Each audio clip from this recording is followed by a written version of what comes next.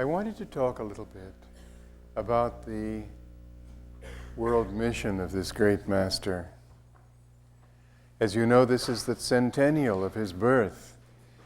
And so we would like to do what little we can as his disciples to help people to know, not for the sake of notoriety or fame, but because there is something so valuable to be gained by someone who has been sent by God to a country, to an age, to a people. And so he was. It's a great mistake that disciples make in trying to make the point that their own teacher, their own guru, they're the founder of their religion, whatever it may be, is the greatest. And yet, it's so difficult not to talk that way when this has been your own greatest experience. And so, if I seem sectarian, please understand that that is not my spirit. Because to me, discipleship has been a way of learning to love everyone, not just one. A way of seeing greatness in everyone, not just in one. To see greatness not only in other masters, to appreciate the divine presence not only in great saints, but to see that also in everyone that I meet. One of the great inspirations that I had many years ago was the realization that everybody in a crowd that I talk to is, in a sense, my guru. I don't mean I need to go to them to learn. I mean that speaking is my way of serving him, not my way of teaching you. It's my humble offering to him because it's a gift that I was born with, as other people are born with equally important gifts of being good mechanics, or good businessmen, or good cooks, or anything else. We each have some little talent, and I don't consider the ability to speak in public to be any more important than any of those. But somebody said to me, well, okay, I can understand that you would want your service to the guru to be what you think of when you're working at anything you do, but how can you think that you're lecturing to your guru? After all, he's your teacher. I said, no, I didn't mean it that way. I meant that he is the divinity in each person. God is the divinity in each person. Everyone that you meet is a little spark of that divinity. And it's there inside, trying to come out. And it's buried like a bar of gold under lots of mud. And so we see the mud and we think that's the person. We see the mud on the window and we think that's the window. We see the imperfection and we blame, we criticize, we look down on, or we admire because somebody seems to be better than other people. It's like admiring the relative speed in a bunch of cripples.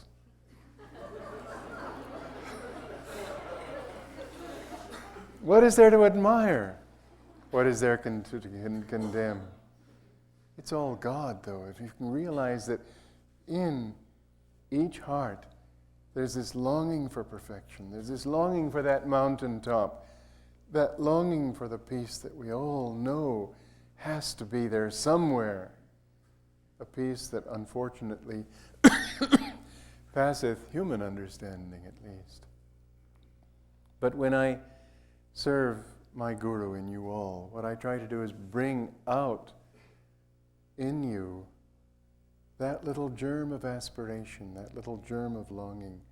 As he used to say, don't give people your personality or your words. Give them your vibration. But that vibration isn't mine either. It's through his attunement with him that I can bring it out. And you know, just as if you have a harp and you make a sound, the harp strings resonate if they're in tune with the sound you've made. And so if I can reach that level in you, then you'll resonate with that vibration. And if I can do that, then there's nothing else really worth doing. So, yes, he was great, but his greatness and my devotion to that greatness is a greatness that helped me to appreciate everything. I think that to become a true disciple is to become not exclusively a disciple of one man or woman, but a disciple of life, so that it opens you to learning lessons wherever you are. So that a little child will say something and you say, oh, that's true. There was a woman who came to me once and she had some advice for me. And she was a very foolish woman, not quite mad, but sort of unbalanced. And I found myself sort of looking at my watch and just thinking, how soon would I be able to get out of this one? When I thought, wait a minute, that's not humility. To be really open means to be able to understand that God may have something to tell you even through such a person as this. So I just calmed my mind and listened to the nonsense she was speaking, and then darned if she didn't say just something that was helpful to me. Because I listened, but if I hadn't listened, I wouldn't have heard. To be a true disciple means to be a disciple of life. To be a true disciple means to open yourself like a flower so that you can catch the sunlight in whatever meadow you happen to be planted, in whatever meadow you happen to be blooming. It doesn't matter, but God is everywhere. There was this lovely story from the life of Benvenuto Cellini, who didn't please the Pope because he wanted the Pope to pay him for the work that he was doing. And the Pope was rather a stingy fellow who wanted the artwork but didn't want to shell out the money. And so he finally refused to do any more, and the Pope threw him in a dungeon. Well, they had some pretty hardy popes in those days, I guess. And so there he was in this dungeon with a damp mattress. It was so far underground that it never got dry. Rats running all over the floor. Food, well, you can forget that. Bread and water, the usual. And he had a Bible, that's all he had. He was permitted a Bible. But the light was so dim that only for 1 hour every day did it come at the right angle so that he was able to read that Bible. So what could he do with the rest of the time? Well, some people would have done other things, but he prayed. And as he prayed, gradually over a period of time, he began to feel so much joy that later, after the Pope gave in and brought him out again and reinstated him, he wrote a poem in which he said that if you really want to know what true joy is, then arrange to be, and he listed all these conditions, that you be in a dungeon with a wet mattress, rats, bread, etc., and then pray. That nothing that he had outwardly could have given him that joy. God gave him that joy. St. Francis of Assisi told the same story in a different way. That one famous story from The Little Flowers of St. Francis, where he's walking through a snowstorm and he's calling ahead to Brother Leo. And he says, Brother Leo, do you know what the nature of true joy is? He said, if we come finally struggling through all these snowdrifts and reach this monastery that we're trying to reach, and they invite us in lovingly, he said, that's not true joy. And they take us in and give us warm, dry clothes and give us warm food and a comfortable bed and put us by a fireplace where we can enjoy warmth after this intensive cold. That's not joy.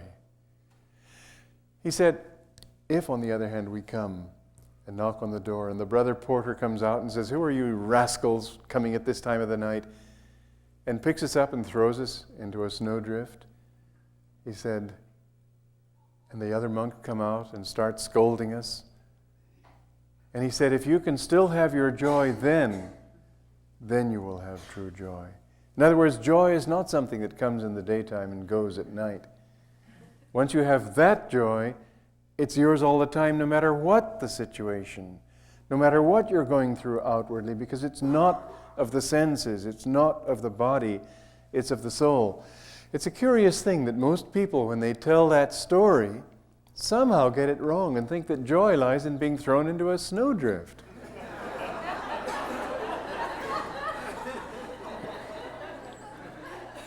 All it makes you think is that they don't know who he was, and they don't know what the spiritual path is all about. The spiritual teaching is to help you to find something that nothing can condition. You can have your head cut off and it won't matter because you know that you're free. You can have everybody persecuting you and you just give it to God and say, whatever you want to give me, God, that's wonderful. So Yogananda, when he came into this world, came to bring something universal. And as a disciple who, after all, lived with the greatest man I've ever met, I mean, I've met other great saints and they've been an inspiration to me, but somehow he was so all-rounded, so, even among masters he was different. You see, you can't talk about the greatness of a master in the spirit, but Master said you can grade them in outward ways, because once they're one with God, they're one with God. There's nothing else to be one with. There's no farther distance you can go. He gave a wonderful answer to somebody at one of the luncheons that I used to serve and help out with. And this professor from Columbia University said, is there any end to evolution? Master gave this beautiful answer. He said, no, no end. You go on until you achieve endlessness. Isn't that an incredible answer? Something to meditate on for a few years, and then you won't get it. It's somehow beyond grasp, and yet there, and it keeps you sort of reaching, because an endless consciousness is something a human mind can't grasp, and yet it knows that it's got to break whatever barriers it's formed in order to reach out farther and farther and farther. That's a divine teaching that takes you beyond the limits of any present horizon on to infinity. No end. You go on until you achieve endlessness. And yet, different masters come also with different world missions. And Yogananda told me one time, he said that when I have to come back into a body, he doesn't have to come back. He was one of those great masters who do come back again and again to free others. He said, as long as one stray brother is left by the wayside, I will ply my oars again and again across the ocean of delusion to bring him to my Father's home. And so he's that kind of master who comes back again and again. The avatars of the great religions are all like that. Jesus was not there for the first time nor for the last time. They all come again and again because of their great compassion. Anyway, he was saying to me that when I see the personality that I have to put on, because you've got to live in a sense in a personality, you've got to live in a sense in a body, you have to assume a certain outward appearance of humanity. Even when I speak of him as having a wonderful sense of humor, that was a personality in a way. Although I said earlier he had no personality, that was because he wasn't identified with the thought, I am being funny, I am telling a joke. It was all letting jokes happen, letting wisdom happen, letting love happen. It all happened through him without the ego principle. But he said it's a little uncomfortable, like putting on a heavy overcoat on a hot day. And then he said, you get used to it. But that kind of personality that a great master who has a world mission to perform is also in itself a lesson. And when I try to think of him from that level, rather than from the level of inner attunement, inner teachings, the techniques and so on, I'm amazed all over again, because his personality somehow seemed to touch on the needs of an age. He was, as other masters have come at different times, because there was a new age, and so they had to be the kind of person that that age could learn lessons from. This is an age, his guru explained it. He said that we have come into a new age. It's not like the New Agers who really are more medieval than futuristic with their tarot and their channeling and their tribal dances and so on. But this is really a new age. It's obvious when you think about it, because everything that that we have around us today, virtually, is of this century. It's virtually a new civilization. I remember as a child, back in the 1930s, somebody who was working on the invention of television, the creation of it from CBS, was visiting our home and talking about how they were going to be able to project images to a great distance. It seemed to me just like magic. It was impossible. Even when he explained it, it was far beyond my ability at the age of 9 or 10 to be able to understand. We have come into an age so different on so many levels that if we were able to go back with this, or any one of these things, say 200 years ago, the chances are we'd be burned at the stake for being witches or wizards. This new age is an age of energy. Sri Yukteswar explained it. I'm actually writing a book on the subject. It's something I've been wanting to do for 44 years, and I'm finally getting into it. And explaining how the way he explained how it happened, how it fits in with what we actually know. For instance, he wrote his book, The Holy Science, in 1884, and he described that there is in our galaxy, there's a great spiritual center emanating, sort of like the heart of the whole system, emanating spiritual rays, and that as we go around our dual and come closer to that center, those rays animate, enlighten the human mind. Man is capable of understanding things which, when it's farther away, mankind can't understand. Well, a very interesting thing is that when he wrote, it was still the dogma in astronomy that the sun was the center of the universe. There was no thought about the sun moving. It wasn't until 1918 that an astronomer demonstrated that the sun is not the center of the universe.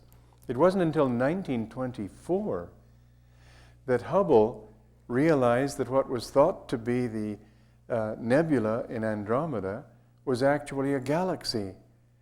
And I remember back in the 30s how amazed we were to know, to realize, to be told, I should say, that there are, in addition to our system, 2 or 3 other galaxies. Well, now they know there are over 100 billion of them. They didn't know what the Milky Way was. It wasn't until then that they began to realize that it's just the galaxy, our galaxy, seen edgewise from the periphery where we are. They didn't know how the sun moved because they assumed it didn't move. But they didn't know, even when they knew this, it wasn't until much later in this century. I don't know when. I'm going to have to try to look that up, or maybe somebody knows and can tell me where the center of the galaxy was. They've now found that it's in Sagittarius. Sri Yukteswar says that we are now moving in this ellipse toward the center. And in fact, they've found that the solar system is moving toward the constellation Hercules. Well, you can be sure that in an ellipse it's not going to make a beeline for the center of the galaxy. But in that ellipse, Hercules is near Sagittarius, which is the center. And so he made statements that were far in advance of any actual knowledge. He made them on the basis of his own wisdom, his own yogic power. He also made it on the basis of his scholarship, on the basis of the ancient texts, the ancient writings in India, where they knew this system back in a higher age. And he said that we have now, in this century only, finally come into the full flow of this new century, which is a century of energy. When he wrote about that, it hadn't yet been found that matter is energy. But you see, now that they know that matter is energy, it's changing our entire way of looking at everything. We no longer, we're still thinking to some extent, but more and more we're coming to the point where we won't be thinking in terms of dealing with matter in purely material ways. It's going to be more and more energy, electricity, vibrations. We now still think in terms of lifting things with levers, using energy of machines to do it.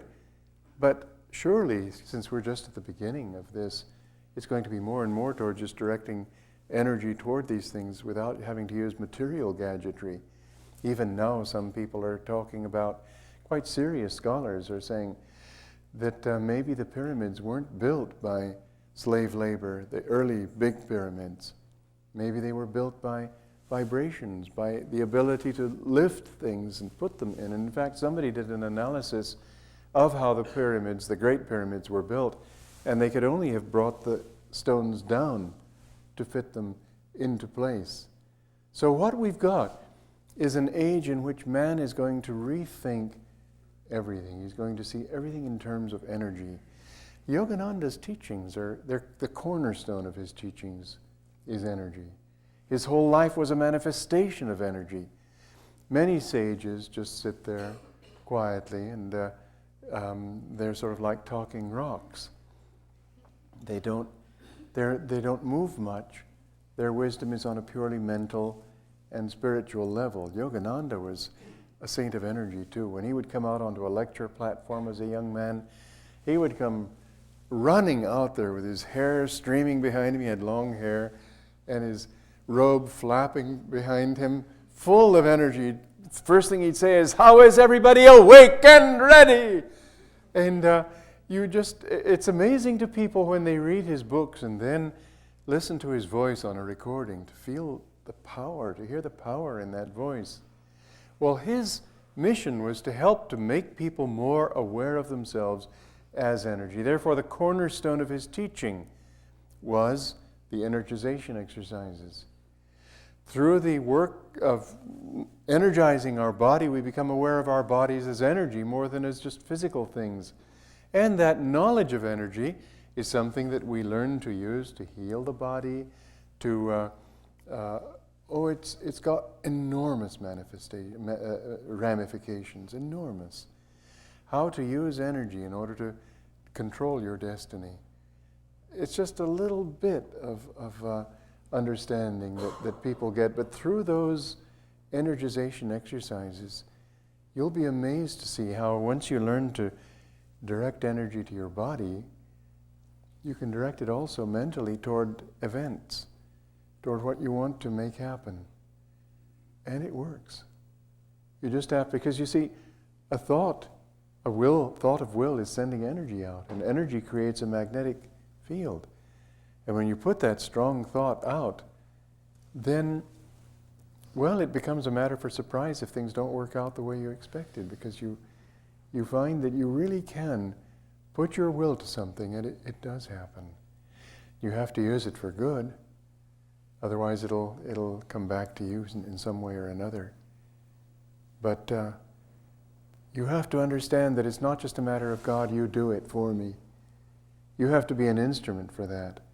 If you want to help somebody, you have to be a channel for that. This is something that I feel that some of my brother disciples have failed to understand, that we've got to be instruments of the Guru. He's not going to do it except through us to a large extent. We have to be in tune with him and then bring him into the world, and you have to take it from us and do it again yourselves and pass it on like a baton in a relay race. And so down through the generations it will grow. It isn't something that happened in history. It's something that's happening now. But the energization exercises are a very important aspect of that. As I said, they're the cornerstone of the teachings. Then in yoga, this is the age of yoga in religion. You see, in religion in the past, it was all you've got to believe. Yogananda pointed out that people believed the world was flat. That didn't make it so. It isn't your beliefs that determine whether a thing is true or not. You've got to experience them. And so he talked about bringing that experience into your daily life. And then one thing that's always amazed me, this isn't something I can go into this evening at length. It's something I'll probably have to put my mind to and write a book about someday, because it's the sort of thing that you have to meditate on and put very carefully so that you're saying it just the way you mean it. Whereas in talking, it's harder to do that. But looking at the different trends in religion, in India and in the West, in the East and in the West both, the different schools, the different disagreements, the arguments between one school and another, one set of one religion and another, the different theories that people have had and so on, the different masters who have come. For example, Buddha came. This was in the darker age when man still thought that matter was the final reality. And he came to get people away from form. He was trying to get them away from what was called karmakand, which is the emphasis on rituals in order to become rich or powerful or to have children or to become the king or whatever it might be. And he said, leave that. That's not what's important. What's important is that you find liberation. What's important is that you liberate your consciousness from maya, from delusion. And what you do is important. So they were so used to sort of praying to God to do it all for them that he didn't talk about God. He talked about our responsibility. Well, the trouble is you can't say one thing without almost necessarily leaving out the opposite, where in fact the truth usually includes both. So Buddha didn't talk about God, and his disciples took the message that he didn't believe in a God.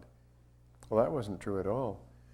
So Shankara came along a few hundred years later and said that there is a God, but he's not a God with a human form. It's an infinite consciousness, Satchidananda, ever existing, ever conscious, ever new bliss. And so he talked about this great abstract consciousness without form, without personality, without parents, without anything, just existence, pure and simple. And so disciples of his began to get very sort of abstract, forgetting that he had written a whole book of poems to the Divine Mother, and just thinking of this Advaitic, non-dualistic view. And so they became very dry. And so Ramanuja came and taught devotion, and Chaitanya taught devotion. And these different saints who seem to scholars to be at loggerheads with one another, they aren't at all. They're just trying to correct different little imbalances, misunderstandings that people have placed upon their guru's teachings because of their own limited understanding. And we all do it. We can't help it because we're limited. I've dedicated my life to not doing it, to understanding it as well as I can, but I'm still limited by the fact that I'm limited. It's quite as simple as that. Can't do a thing about it. And yet, as I look at his writings, I'm amazed to see how, because he was not a scholar. He told us he read maybe 20 books in all the years he lived in this country, and he said, I didn't finish most of them. He was not a scholar. And yet somehow, being in tune with what the Divine wanted said at this time, in his teachings he addressed every one of those great polemics down through the centuries. What he wrote was incredibly vast in its implications.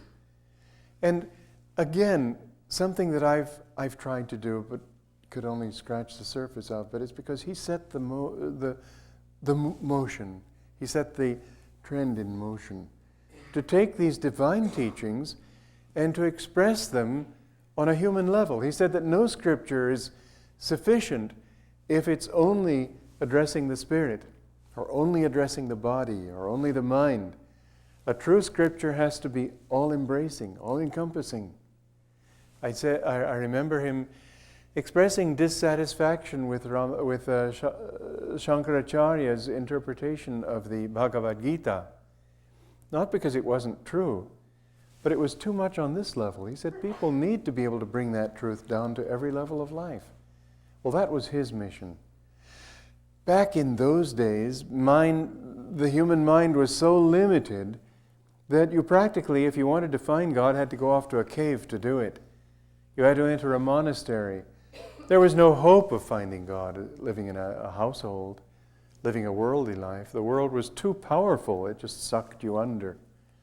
And so all the saints back then, virtually all the saints, were formally renunciates. But in our day and age, Lahiri Mahashaya and Babaji expressed the divine will when they said, give this teaching to all who humbly ask for help. Because nowadays people are ready to incorporate the divine teaching into daily life. And so Yogananda wrote a book on the law of success, scientific healing affirmations. He gave lessons on how to be a successful marriage partner, how to be a good employee, how to be a good employer, how to get along with other people. He wrote on that level, not as something separate from the Spirit, but in order to show how we can bring that spiritual teaching down into every phase of life. And so that's what I've tried to do in my work. It's been a rather peculiar situation I've found myself in, but now, after many years, I've come to understand the guidance and the blessings that were involved in it. Because I was taken out forcibly from my guru's organization, and it was a great suffering and a great pain, because I didn't believe that there was any justice in that, nor do I today, except on a higher level, and now I do that today, because I've seen that unless I had been taken out, I wouldn't have been able to explore all these other things to show how his teaching, which my whole life I've only tried to bring his teaching into these different things. I couldn't care less what Kriyananda thinks, but I always try to understand, what did he say?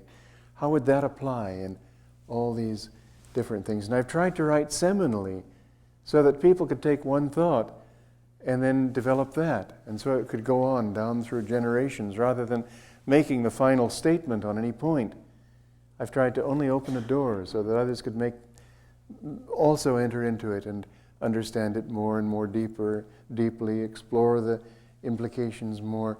But it's been a blessing that I haven't been in the work, because I couldn't use his writings. He wanted me to edit his works, but now that I wasn't in the organization, there was the question of copyrights and all that, so I had to write my own. Now in the whole thing, I know that some of you have heard about the great lawsuit that's going on. Well, one of the wonderful things that come out of it is that they've lost their copyrights. We have the right now to work on those things. Well, after all, what am I going to do? I'd much rather edit his works. So I'm going to work on that. And I hope to do some little bit that way. Otherwise, those who are alive today will pass long before that work's been done, and others will come along who won't have known him. And there is a difference in having known him when it comes down to the words he used, the things he did specifically, because I can remember his rhythms, the color of his speech. Even when he talked Bengali to me, I didn't know Bengali, but I remembered the words. When I went to India years later, I verified them, and yes, I'd remembered them correctly, because it was so living that they just stayed in my mind. I can hear him speaking in my head right now if I listen.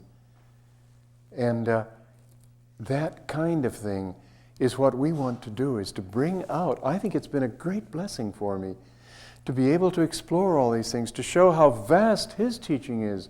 These aren't Kriyananda's books.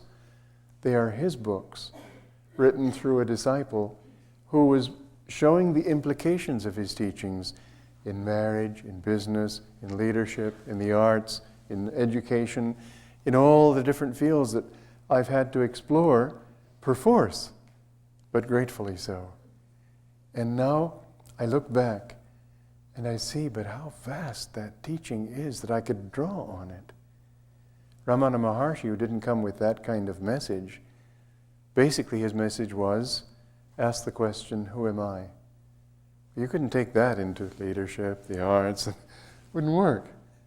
But with Yogananda's approach, it would, because his mission from God, not to make him greater or lesser than any other great teacher, because a man reaches that level and he's not a man.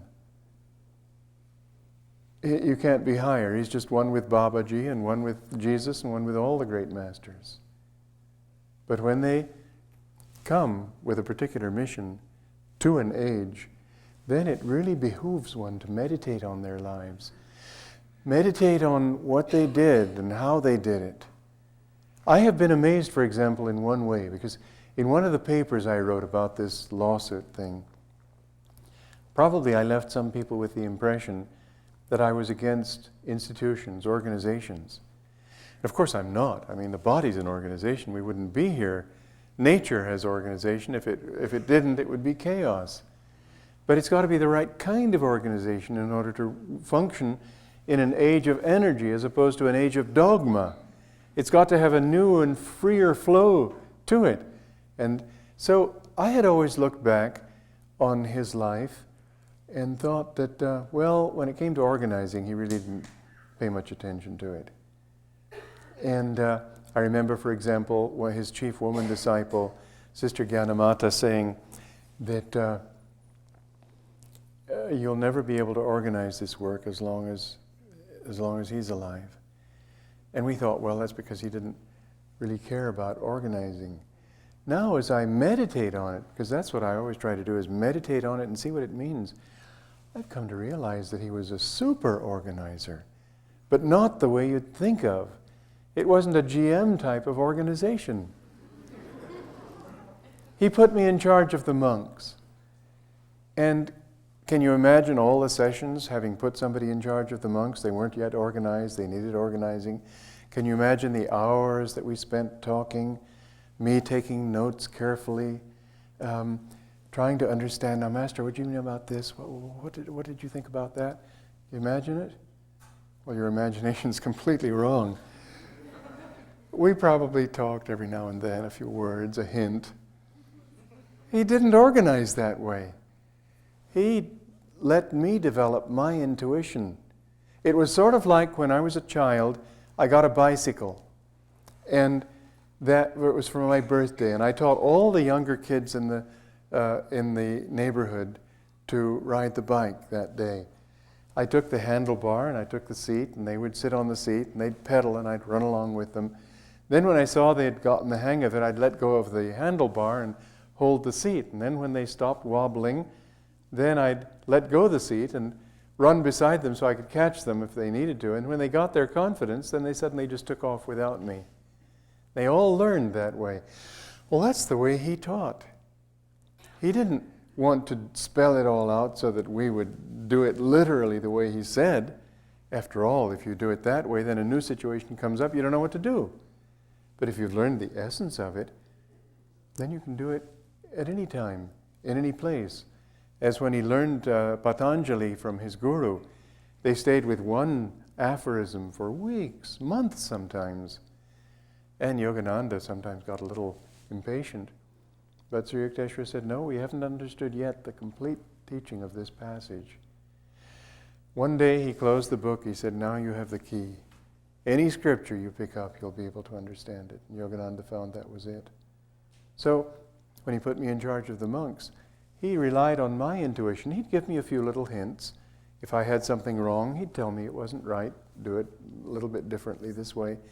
But the less he had to say it, the more I had to tune in to him. It wasn't that I thought, oh, I want to do this. I'd try to tune in and draw that guidance from inside. Well, that's super organization. When you can train people to understand without having to sit there and sort of wait for you to tell them, then you're a leader. When you can help other people to work from their own inspiration and yet somehow all be in tune, then you know how to lead. And in many ways, he really showed us, without ever organizing the work formally, but he showed us how to do it. You could take the body as an organizational example. It has a head, but also all the parts of the body work intelligently. The energy itself works intelligently. And this is the interesting thing that people who are in matter consciousness can't understand. But it isn't that you have to be conscious of every little detail. People who become too detail consciousness never do anything well. You look at a good athlete, you'll see it's all flow. It looks so easy, doesn't it? Try it and do it. You'll find it's not that easy. But anybody who tries to do it thinking, let's see, now he holds his hand this way, and they'll never get it. They'll be all thumbs. You have to get into a flow. And the thing that scientists are beginning to discover too is that you don't need to worry about the details so much. The flow, when the flow is right, everything works right. And the reason, the explanation for that is that the energy itself has intelligence. And when you work and direct the energy, you don't have to tell it to heal a body part or to do something. You don't have to tell it how to work. Somehow it takes over, because this whole world is based on that divine intelligence. This whole world works within that divine intelligence. And so he taught us the organizing in that way too, to let it happen. Don't be too rigid, don't be too controlling, because then you'll stop it from happening. That's a Kali Yuga way of organizing. Dwapara Yuga, the new age, will be more that flow of energy, of inspiration, that draws everybody into the act and inspires everybody from within. One of the most wonderful passages in the autobiography, he used to write in such a way that unless you really were, and lecture also, unless you were really on top of it, it would completely escape you. So there's one passage in there, in the chapter called The Heart of a Stone Image. I don't know how many of you have ever picked up on it, but he says, the divine sight is center everywhere, circumference nowhere. What an incredibly profound statement. Most people are